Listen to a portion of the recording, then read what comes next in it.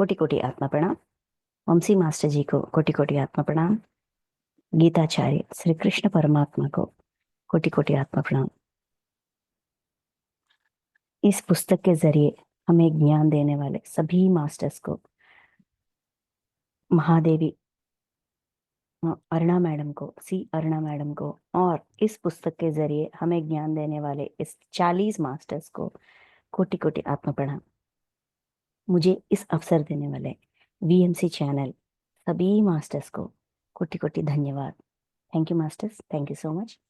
तो हम 40 मास्टर्स से संदेश, मैसेजेस फ्रॉम 40 मास्टर्स, इस पुस्तक में, इस बुक में जो मास्टर्स हमें, मतलब असेंडेड मास्टर्स हम कहते हैं ना, जो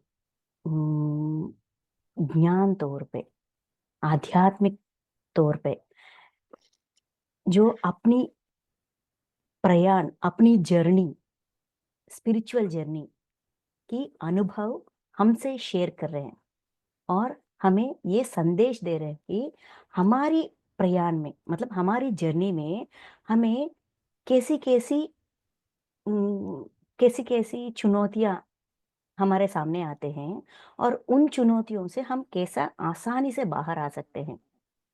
ऐसा अभी ये हमारा 4वां मास्टर है अश्वत्थामा जी। अश्वत्थामा जी से हमें बहुत सारे संदेश मिले हैं। ये इतनी महत्वपूर्ण है और इम्पोर्टेंट है, और हमारी जो स्पिरिचुअल जर्नी है इसमें बहुत काम आने वाली चीज है।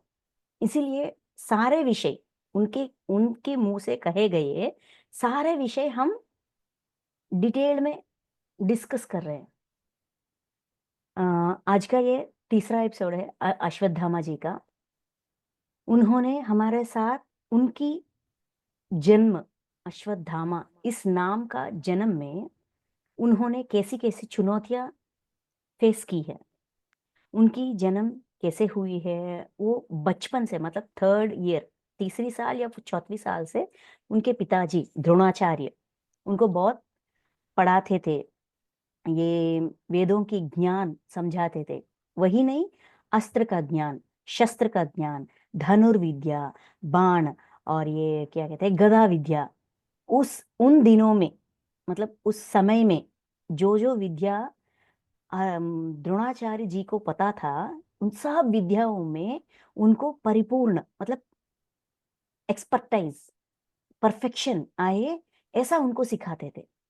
और ये सब विषय, उनकी जन्म के विषय हमसे शेयर किए थे, हमसे बांटे थे अश्वत्थामा जी। मैं हर दिन 24 घंटों में 24 आवर्स में 20 आवर्स काम करता था, सीखता था, प्रैक्टिस करता था। ऐसा में मतलब अश्वत्थामा जी जब वो 16 या 14 ईयर्स का एज तक उन्होंने सारे विद्याएं, मतलब उनके पिताजी जो जो उनको सिखाए थे वो सब कुछ उन्होंने सीखा। उसके बाद ये कुरु राजपुत्र, मतलब कौरव और पांडव इनके पास आए थे। द्रोणाचार्य कहते हैं इनको मेरे गुरुकुल में भेजिए, मैं ज्ञान दे दूंगा, मैं उनका मतलब उनको टीचिंग करूंगा, ऐसा कंडीशन था। तो जब ये लोग वहां आते हैं तब अश्वत्थामा जी को पांडव और कौरव दोनों से मुलाकात होती है। वो ये पहचानते हैं कि सत्ता की लालच बहुत ज्यादा होती है पांडवों में, सॉरी, कौरवों में। और पांडवों को ये समझ में नहीं आती कि ये लोग इनसे इतनी भेदभाव से क्यों रहते हैं। सारे मास्टर्स, इतना ही नहीं, अश्वत्थामा जी ये भी कहते हैं उस समय के सारे एनलाइटेंड मास्टर्स, जैसे कि भीष्म पितामह, श्री कृष्ण, गुरु द्रोण, अश्वत्थामा, ऐसे बहुत सारे मास्टर्स, हमारे समय के बहुत सारे मास्टर्स, इन दोनों में सुलह लाने के लिए बहुत प्रयास हमने की, लेकिन सुनने के लिए वो तैयार नहीं थे। तब हमें ये तो ज्ञात हो गई कि युद्ध तो अनिवार्य है, जो महायुद्ध होने वाला है उसको टालने के लिए इन लोगों को थोड़ा हम दे देंगे, उनको थोड़ा समझाएंगे, ताकि बचपन से ही इनके हृदय में एक दूसरे के बीच ये जो द्वेष, सत्ता की लालच के वजह से ये अनबंध थोड़ा तो हम कम कर सकते हैं। ऐसा इन लोगों ने प्रयास की। लेकिन नामुमकिन था। तब इन लोगों ने, मतलब उस समय के एनलाइटन मास्टर्स, ये तय कर लिया, अच्छा ठीक है, युद्ध तो अनिवार्य है, हम खुद की लर्निंग पर भी ध्यान देनी चाहिए। बस इनके बारे में नहीं, इनको जो चाहिए, जो हेल्प चाहिए देना चाहिए, खुद का भी देखरेख करनी चाहिए। हमें ऐसे एक बात कहते हैं श्रद्धा में, जब हम तैयार होंगे, खुद की सहायता कर पाएंगे, तभी हम किसी और की सहायता कर पाएंगे।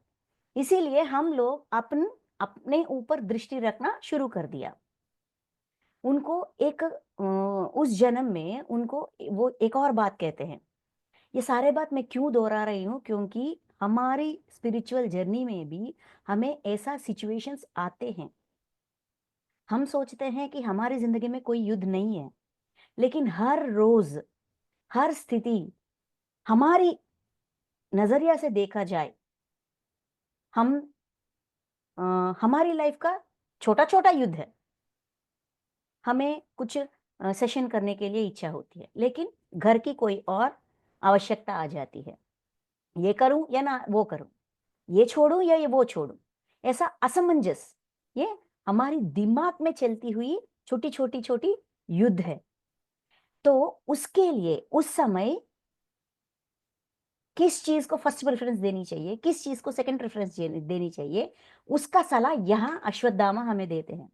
जिस वातावरण में मैं था, मतलब अनबंध, द्वेष, सत्ता की लालच, ये बहुत ज्यादा होती है। उसी वातावरण, मतलब उसी सर्कमस्टेंसेस में रहते हुए खुद की उद्धार करना, मतलब खुद की आत्मा के उद्धार करना अनिवार्य था। इसीलिए ये काम जो आसान होना चाहिए वो और कठिन हो गया था। लेकिन हमारी दृष्टि, हमारी स्पिरिचुअलिटी से हमने कभी हटाया नहीं। ऐसा इन परिस्थितियों से ही हमने खुद का लर्निंग, अपनी लर्निंग पर दृष्टि रखते हुए हमने ये साधना पर भी श्रद्धा रखी ही। इसीलिए हम ऐसा इन परिस्थितियों से बाहर आ सकते थे। हम ऐसा बाहर आए थे। वैसे ही आप लोग भी अपनी छोटे छोटे परिस्थितियों को कैसे उभर कर बाहर आ सकते हैं, सोचिए, आप ही को सलाह जरूर मिलेगा। इसीलिए हमें यह तय करनी चाहिए कि मेरी मेन फोकस कहाँ होनी चाहिए। सारे चीज, मतलब सिचुएशन के अनुसार फर्स्ट प्रेफरेंस किसको देनी चाहिए, सेकंड प्रेफरेंस किसको देनी चाहिए, सिचुएशन के अनुसार बदलती जाती है।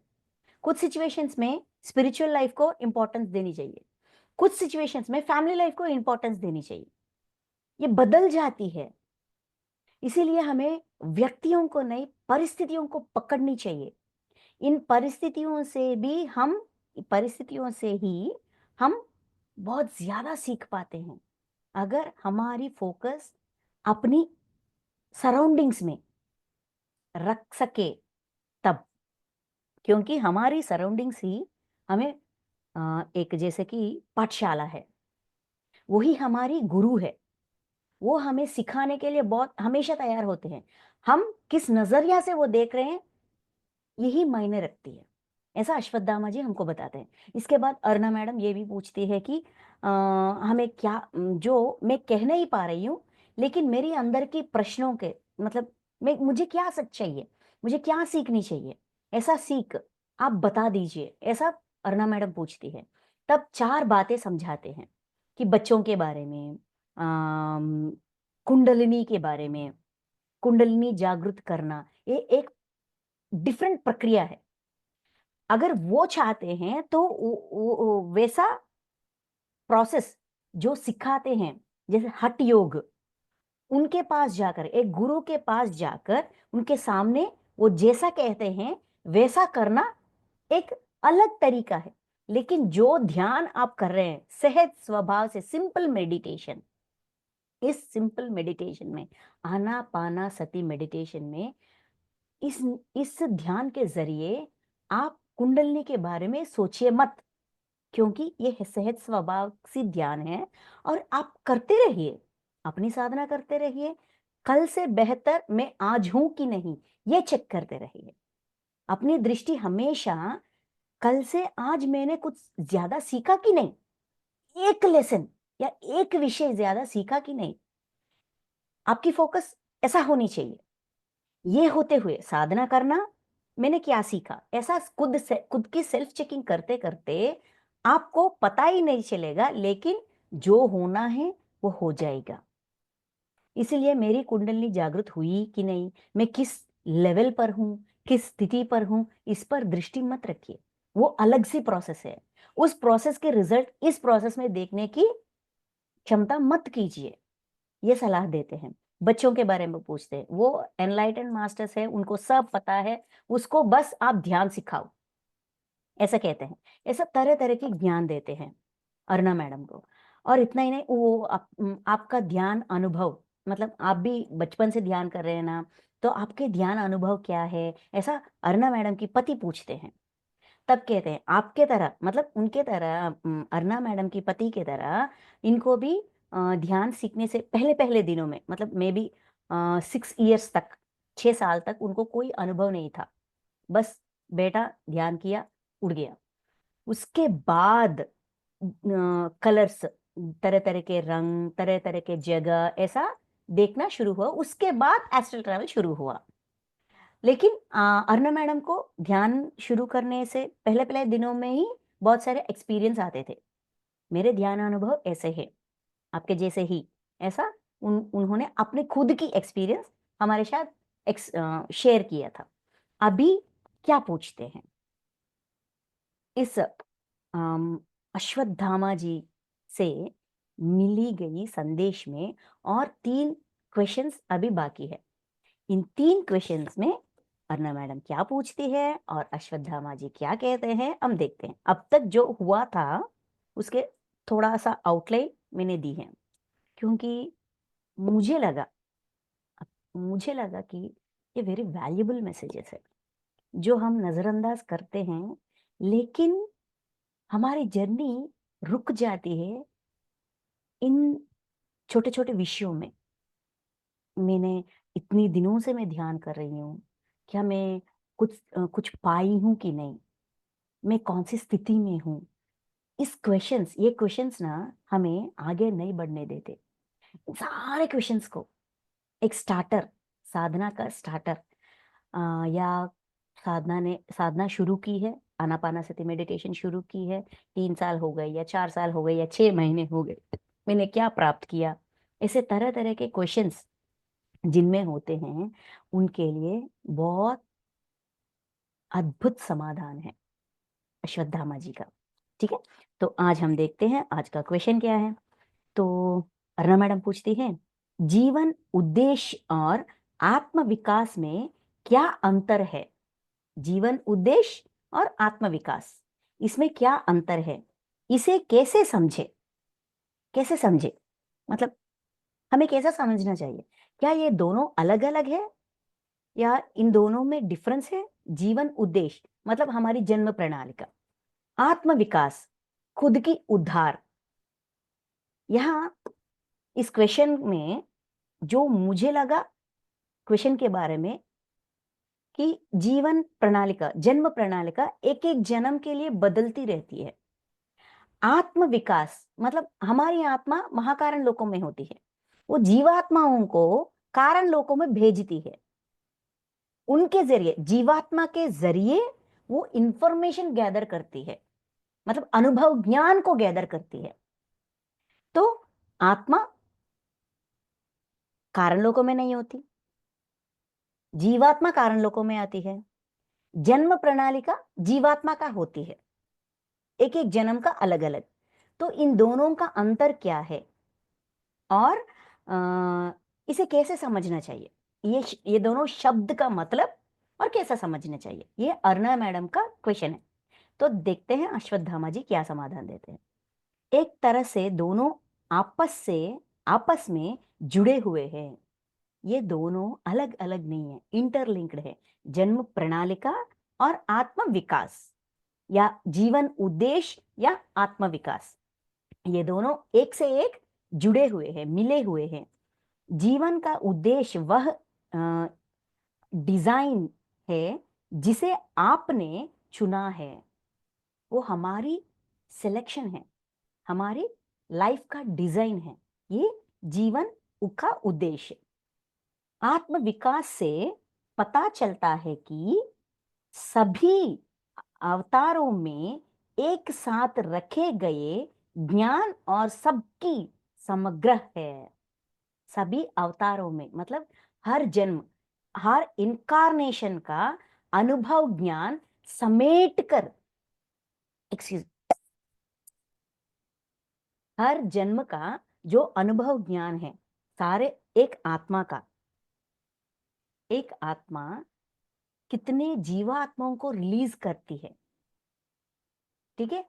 वो जीवात्माएं मानव जन्म लेने के बाद, क्योंकि जंतु जन्मों में मतलब जानवर के जन्मों में लाखों में जीवात्माओं को रिलीज करती है, लेकिन मानव जन्मों में आने के बाद लाखों में नहीं तो हजारों में या मे बी इन हंड्रेड्स और थाउजेंड्स जीवात्माओं को रिलीज करती है एक आत्मा। एक एक जीवात्मा का बहुत सारे जन्म होते हैं। फॉर एग्जाम्पल, एक आत्मा है, वो आत्मा 10 जीवात्माओं को मानव जन्म में आने के बाद, मानव जन्म के आने के बाद फॉर एग्जाम्पल 10 जीवात्माओं को रिलीज किया है, ठीक है। ये 10 जीवात्माएं स्पिरिचुअल लाइफ मतलब स्पिरिचुअल अवेकनिंग या स्पिरिचुअल इनकारनेशंस, पहले पहले जन्मों में हम सिर्फ भौतिक जीवन के लिए ही, भौतिक जीवन उनकी सुख सुविधाएं सिर्फ हमारी जहन में, फिजिकल लाइफ इज एवरीथिंग, हमारी भौतिक जीवन ही सब कुछ है, ऐसा बहुत जन्म हम बीतते हैं। उसके बाद हम आध्यात्मिकता मतलब खुद को जानना, आध्यात्मिकता की मतलब सिर्फ खुद को जानना, खुद की तत्व, knowing my self is spiritual science. Spiritual जन्म, आध्यात्मिकता की जन्म तक आने के लिए ही मिनिमम टू मिनिमम 500 to 600 जन्म लेती है एक एक जीवात्मा।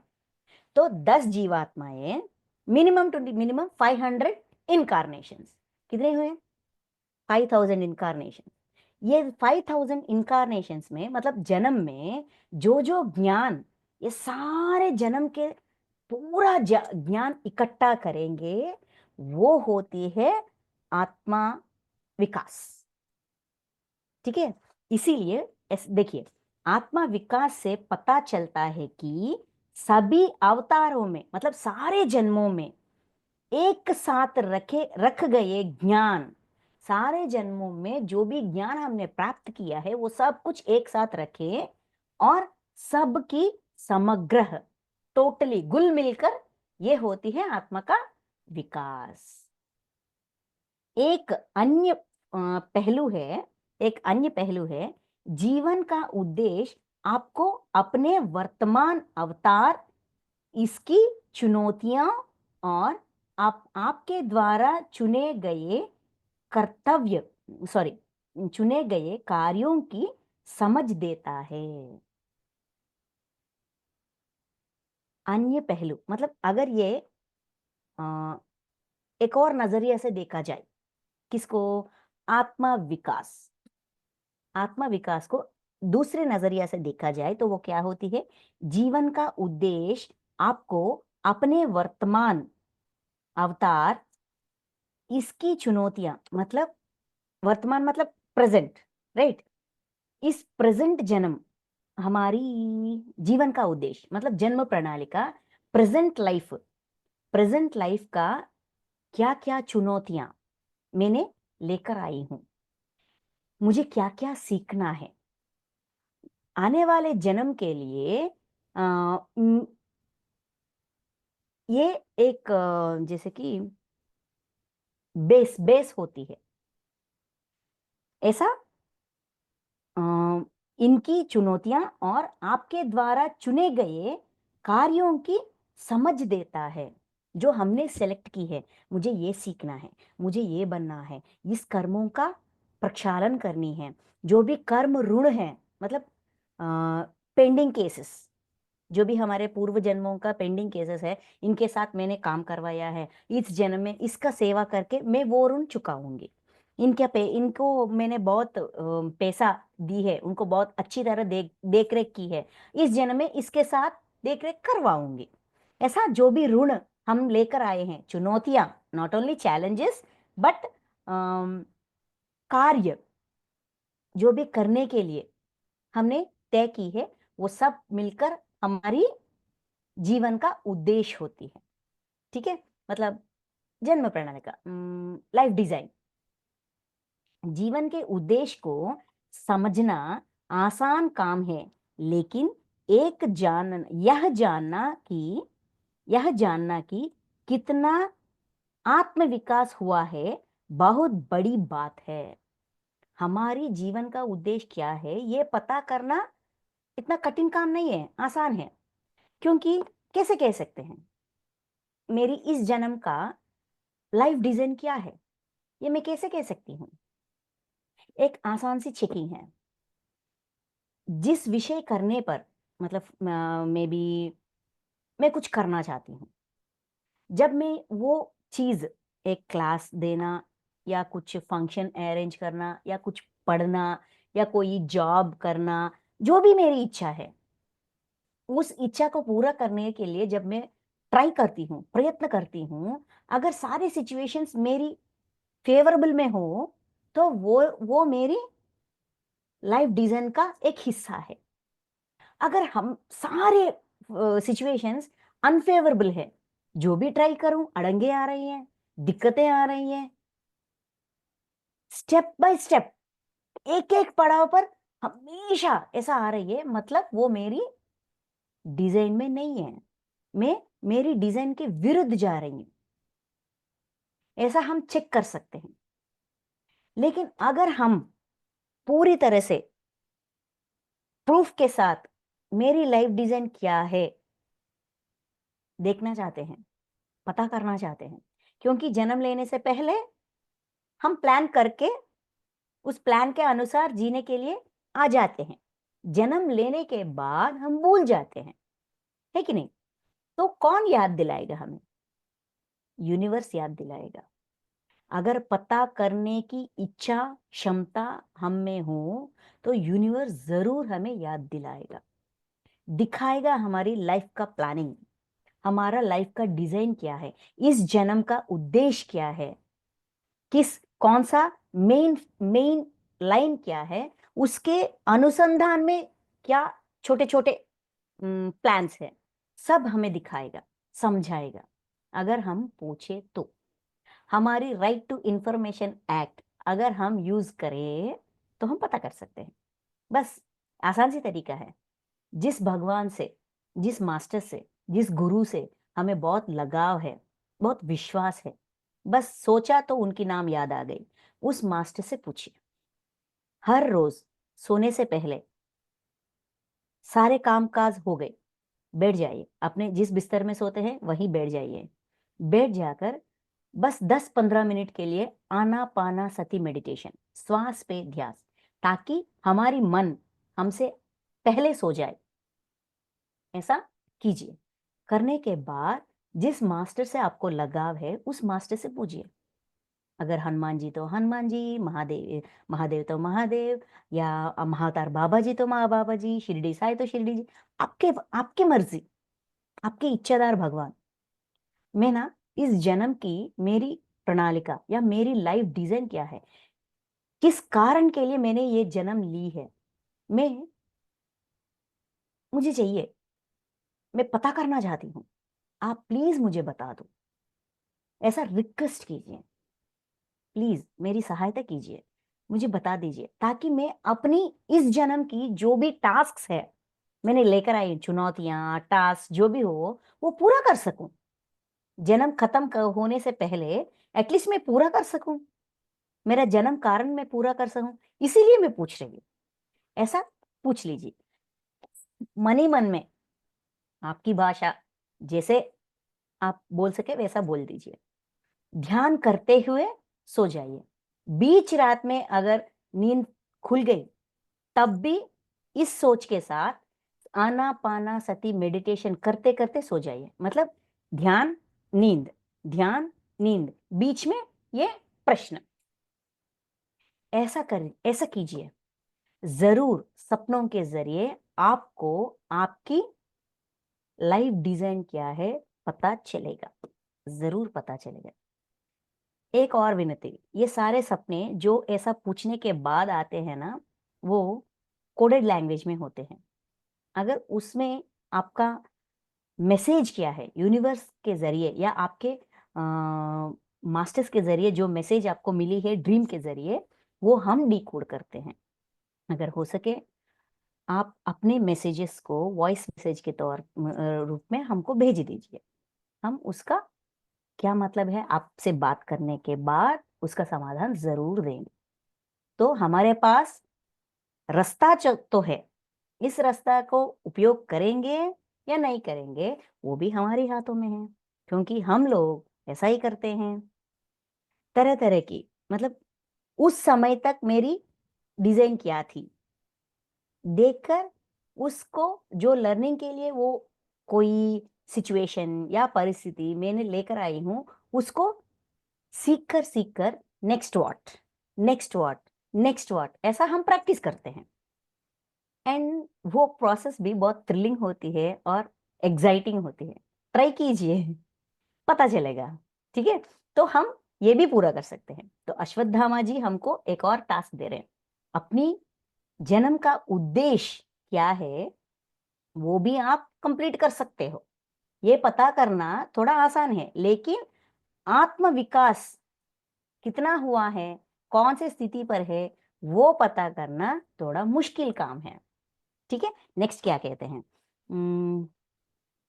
बहुत बड़ी बात है जब आप भाषा के ढांचे से बाहर निकलते हैं, तभी आप समझ सकते हैं कि आप कितने बड़े हो गए हैं। आध्यात्मिक आध्यात्मम के विकास का कोई पैमाना नहीं है। आध्यात्मिक विकास मतलब स्पिरिचुअल डेवलपमेंट का कोई मेजरिंग स्केल नहीं है। यहाँ तक मतलब जैसे कि 1 kg 2 kg या 3 kg आपने आत्मा का विकास हुआ, ऐसा हम कह नहीं सकते। क्यों कह नहीं सकते? ये क्यों मुमकिन नहीं है? 1 चक्र खुल गई, 2 चक्र खुल गई, ये सारे एक मेजरिंग स्केल जैसा ही हम देख रहे हैं, लेकिन उसको भी नजरअंदाज करने के लिए हमको पहले से ही कह दिया था अश्वत्थामा जी ने। क्यों नहीं कह सकते? आत्मा का विकास कितना हुआ है, क्यों हम तोल नहीं सकते? जो मुझे समझ में आया मैं कहती, ठीक है? क्योंकि हमारे फिजिकल लाइफ में डॉक्टर है, इंजीनियर है, कारपेंटर है, एक आर्टिस्ट है, एक फ्लूट पियोनिस्ट है, फ्लूटिस्ट है, एक्टर है। एक्टर उस विषय में एक्सपर्टाइज है, डॉक्टर ट्रीटमेंट देने में एक्सपर्टाइज है। इसका विकास इस डायरेक्शन पे है, उसका विकास उस डायरेक्शन पे है। अगर एक डॉक्टर को एक्टिंग करने के लिए बोलेंगे तो वो बहक जाएगा, एक एक्टर को ट्रीटमेंट करने के लिए बोलेंगे तो वो भाग जाएगा। इस डायरेक्शन पे ये ज्ञानी है, इस डायरेक्शन पे ये ज्ञानी है। तो घुल मिलकर जनरलाइज्ड, जनरली हम ये नहीं कह सकते कि ये ज्ञानवान है, इसका आत्मा का विकास इतना हुआ है, इसका आत्मा का विकास इतना हुआ है, हम कह नहीं सकते। एक आत्मा में इसके लिए इस डायरेक्शन पे या इस सब्जेक्ट में एक्सपीरियंस होता है, दूसरी आत्मा में एक और सब्जेक्ट में एक्सपीरियंस होता है। बस एक्सपीरियंस को ही अंदाज में लेनी चाहिए, ना कि आत्मा का विकास, ये विकसित हुई आत्मा है, ये विकसित नहीं हुई आत्मा है, ये इतना विकास हुआ है, ये इतना विकास हुआ है, हम तोल नहीं सकते। लॉट ऑफ सब्जेक्ट्स, बहुत सारे सब्जेक्ट्स है, एक इसमें एक्सपर्ट है तो दूसरा उसमें एक्सपर्ट है, तो इसीलिए घुल मिलकर जनरली हम ये बात कह नहीं सकते। इतना ही नहीं, और कृपया मुझे बताइए, क्या आप अपनी प्रगति नहीं जानते हैं? कोई और व्यक्ति हमारी प्रगति कितनी हुई है कैसे कह सकता है? वो हम ही कह सकते हैं ना। इसलिए वो हमसे एक प्रश्न पूछ रहे, एक बात आप बताइए, आपका प्रगति हुई नहीं है क्या? अब बता दीजिए, कल से आज आप बेहतर हो कि नहीं?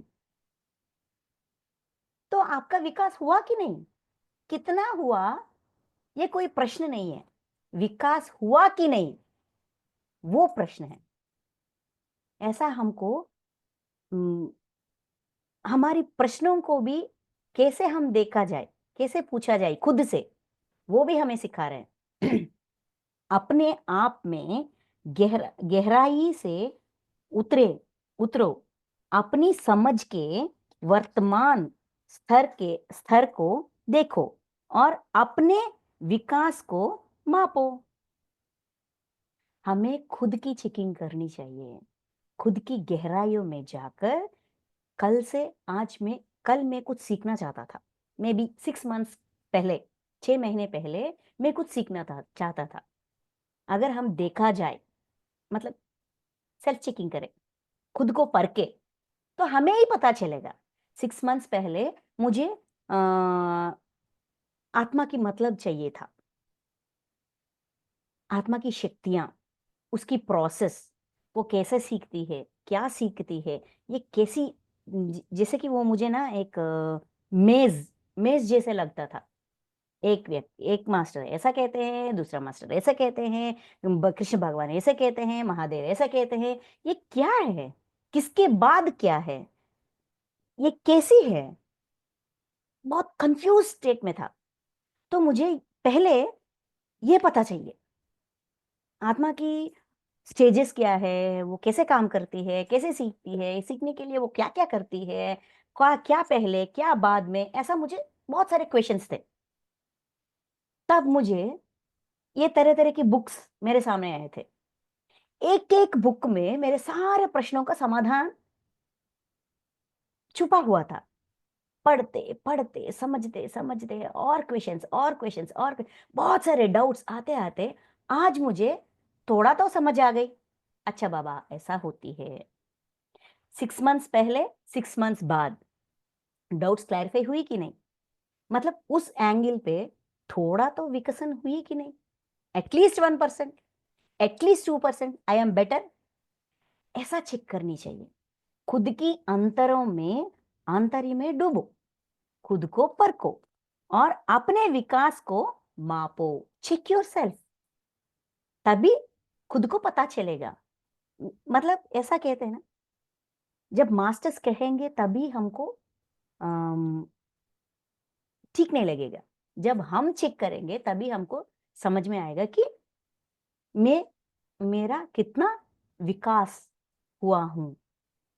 वो कह रहे हैं, आखिरकार आत्म विकास से आपकी चेतना और जागरूकता में वृद्धि होती है।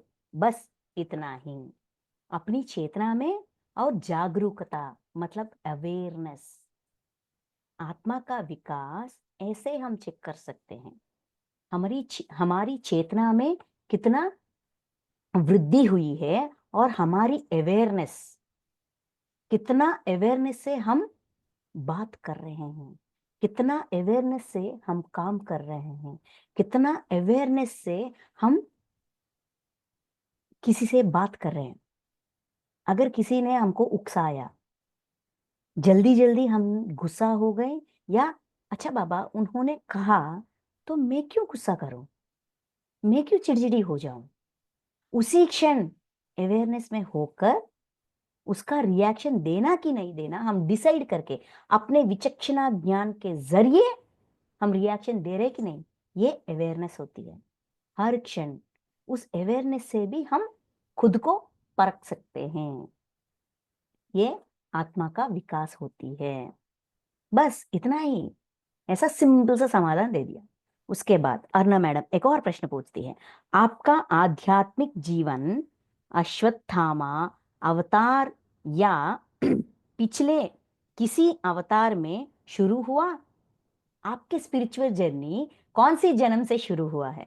अश्वत्थामा जन्म से ही शुरू हुआ है या पहले और कोई और जन्म से ही शुरू हो गया? ये अर्ना मैडम का क्वेश्चन है।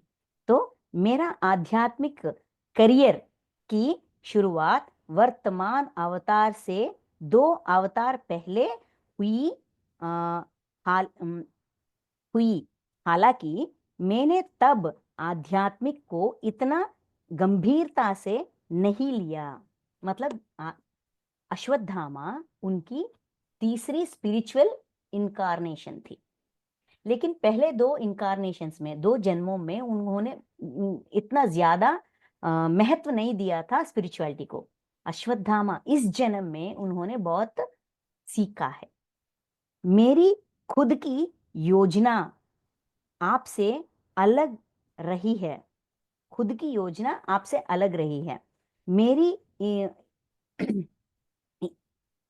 डिजाइन में पहले बिना किसी आध्यात्मिक ज्ञान के भौतिक तल पर दिन प्रतिदिन के अस्तित्व के बारे में बहुत कुछ सीखना था।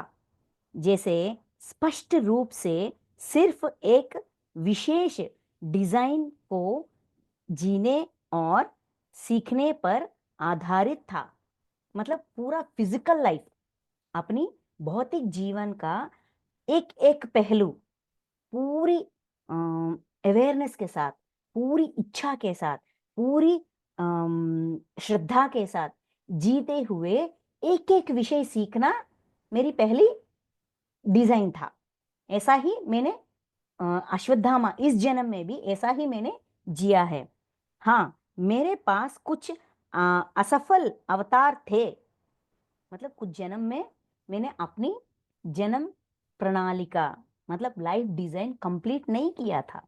असफल जन्म मतलब जन्म असफल कैसे होती है? उस जन्म के लिए हमने जो प्लानिंग करके आए हैं, अगर वो प्लानिंग हमने पूरा नहीं किया तो असफल जन्म होती है। इसीलिए लाइफ डिजाइन को कंप्लीट करना मतलब जन्म कारण को सफल करना हर मानव का प्रथम कर्तव्य होती है, कहते हैं।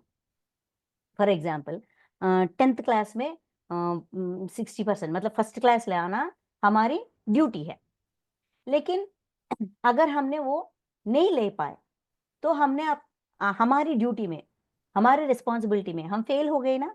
ऐसे ही जिस जन्म के लिए जो प्लान करके लाते हैं, जो टाइम टेबल या एजेंडा जो हम लेकर आते हैं, अगर उनको हमने पूरा नहीं किया तो वो असफल जन्म हो जाती है। तो इनडायरेक्टली हमें ये कह रहे हैं कि एटलीस्ट इस जन्म को तो सफल कीजिए, क्योंकि मेरा भी बहुत असफल जन्म हुए थे जिनमें मैंने अपने जीवन कार्य को अच्छी तरह से नहीं किया। उन्होंने अपने जीवन कार्य को अच्छी तरह से नहीं किया था, लेकिन कृष्णा की उपस्थिति में कृष्णा की उपस्थिति में ही मैंने बहुत कुछ सीखा है। इस परिदृश्य में वह इस अवतार में एक भौतिक गुरु के रूप में थे जो मुझे चिरंजीवी बनाने के लिए घटित हुआ। कृष्णा की परिस्थिति में, उपस्थिति में, मतलब श्री कृष्ण ने उनको अपनी लाइफ डिजाइन कंप्लीट करने में हेल्प किया था। हेल्प ही नहीं, मोटिवेट भी किया था। इसीलिए वो अपनी लाइफ की डिजाइन उस जन्म अश्वत्थामा इस जन्म का जो प्लान था वो कंप्लीट ही नहीं किया, बहुत ज्यादा उन्होंने सीखा था। वो एक नजरिया से देखा जाए श्री कृष्ण अश्वत्थामा की भी गुरु थे, जो हमें नहीं पता था। वो हम उनकी मुंह से ही सुन रहे। मतलब जिस नजरिया से हम महाभारत की कैरेक्टर्स को देखते हैं, उनके कैरेक्टर उन्हीं की मुंह से सुनते सुनते हमें हमारी गलतफहमियां सुधारने की एक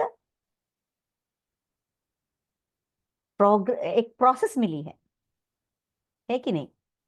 हम सोचते हैं, मतलब मुझे ऐसा लगता था कि अश्वत्थामा श्री कृष्ण को भी हेट करते थे, उनको अच्छा नहीं लगता था। लेकिन ये कृष्ण की उपस्थिति में, उनकी गाइडेंस में उन्होंने अपनी जन्म को सफल ही नहीं किया, वो चिरंजीवी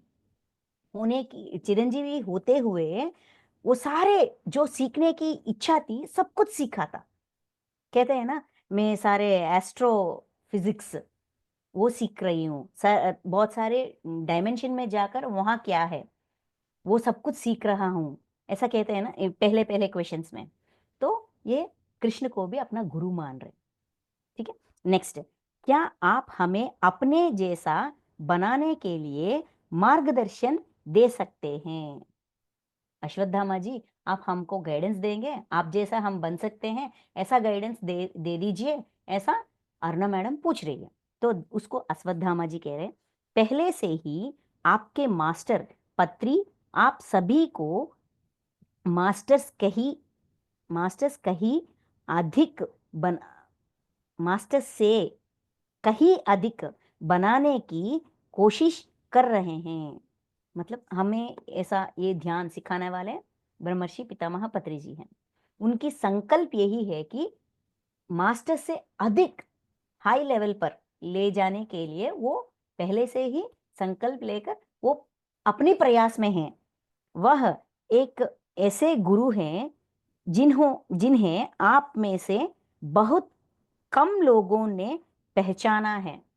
उनकी गुरु तत्व या उनकी स्थिति बहुत कम लोगों को पता है, पहचाना है। उनके सामने आने वाले फूलों की सभी फूलों की मदद करने और खिलने की उनकी तीव्र इच्छा पर आप आश्चर्यचकित होंगे। उनके सामने जो लोग आते हैं सबको इस आध्यात्मिक लेवल पर विकसित करने की बहुत गहरी इच्छा है। उस इच्छा से ही वो जर्नी कर रहे हैं, उनका प्रयास है, ऐसा ही वो आप सबको गाइड कर रहे हैं, आपका मास्टर। बस उस अवसर का लाभ उठाइए जो आपको दिया गया है और अपनी आध्यात्मिक खोज में मेहनती बने। हमेशा अपना छोटा सा हाथ उधार दे और आप उनके साथ रहे। मात्र प्रकाश पश्चात की पृष्ठभूमि बनाने पर ध्यान रखें। वह आपको कुछ भी बना सकता है, ऐसा उनकी क्षमताएं हैं। अन्यथा कौन अपने शिष्यों को केवल शिष्य या चेला कहने के बजाय स्वामी कहेंगे? सबको कहते हैं ना पत्री जी, वी आर ऑल गॉड्स, सबको स्वामी कौन कहेगा?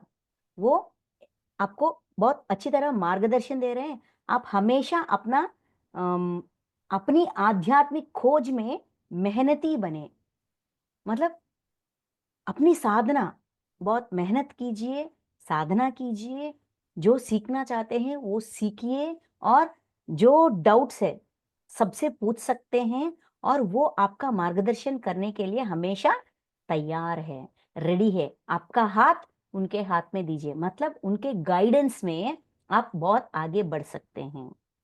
गुरु हमेशा अपने शिष्यों को शिष्य कहते हैं, लेकिन ये सबको स्वामी कहते हैं। इससे उनसे आप मतलब जैसे अश्वत्थामा ने इतना ज्ञानवान बने हैं, वैसे हम भी बन सकते हैं। यूनिवर्स हमेशा हमारी सहायता करने के लिए, मार्गदर्शन देने के लिए, सिखाने के लिए, समझाने के लिए, हमारे सारे डाउट्स क्लैरिफाई करने के लिए किसी भी रूप में हमेशा रेडी होती है। इसीलिए रूप, रंग, जाति, मत, ये सारे भेदों को हटाएंगे तो हम 360 डिग्री से हम ज्ञान ले पाएंगे। मतलब हर व्यक्ति से हर स्थिति से, हर परिस्थिति से, एक शब्द से भी हम ज्ञान प्राप्त कर सकते हैं अगर देखने की, परखने की, सीखने की और लेने की क्षमता हो तब। तो अश्वत्थामा जी को अनंत कोटि आत्म प्रणाम और बहुत बहुत बहुत धन्यवाद इतनी अच्छी